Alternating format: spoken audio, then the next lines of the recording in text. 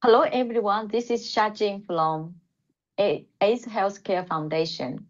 Thanks for having me here today. I'm so glad to join the fifth session of the International Fellowship on Dignified Menstruation that are organized by Global South Coalition on Dignified Menstruation.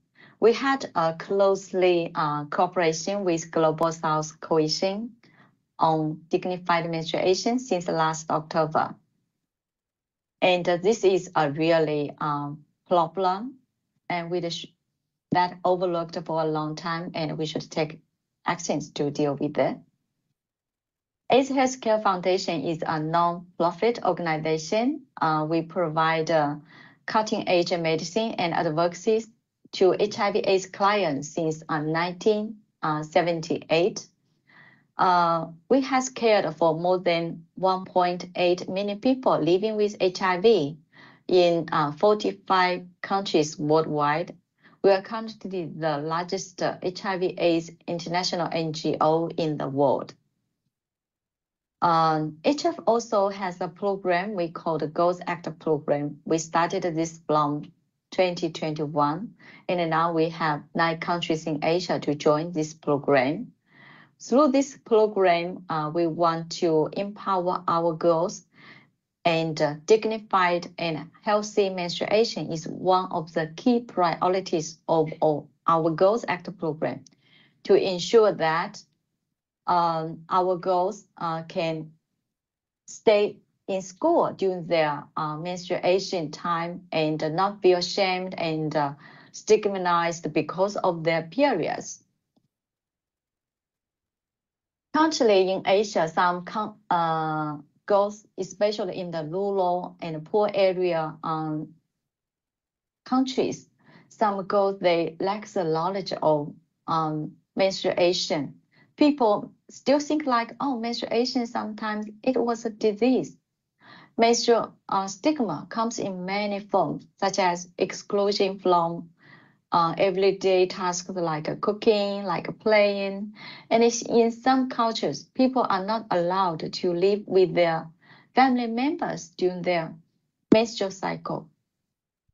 And also we have some data that showed us that some adolescent girls, they have experience concerning during the menstruation period, such as unusually heavy or irregular bleeding. People feel pain and they don't know who they need to consult it, how to reach out to the health professional to get guidance during the period of time. And some people say that they feel embarrassed to discuss about menstruation, especially in front of other people, even in front of other girls. So the rooted silence surrounds periods and menstruation everywhere and put people at risk. During the COVID time, sanitary pads were also unavailable in some of the Asia countries. So from last year, for our Goals Act program, we started to support free sanitary pads to our girls. And this year, HF starts to allocate some budgets to support the installation of sanitary pads dispenser in universities, in schools, to make the sanitary pads accessible for our girls, especially for poor girls. And in some rural and resource poor settings, adolescent girls who are already disadvantaged by social norms like miss a quota of their education opportunities. Some girls cannot regularly afford menstruation products, forcing some to stay home from school. And with the efforts from last year and this year, which we get some girls back to school. So periods should not be a barrier for our girls to receive education. Period products should not be a finance burden. Menstruation is normal and a regular event in every healthy girl's life.